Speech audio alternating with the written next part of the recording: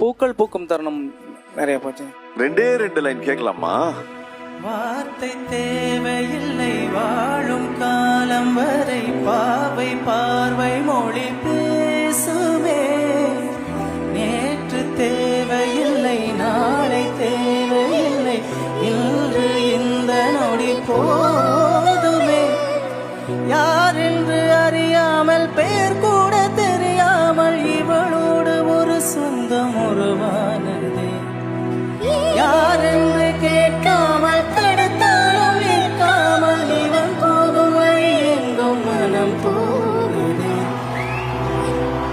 இதயம் முழுதும் இருக்கும் இந்த தயக்கம் எங்கு கொண்டு நிறுத்தும் இதய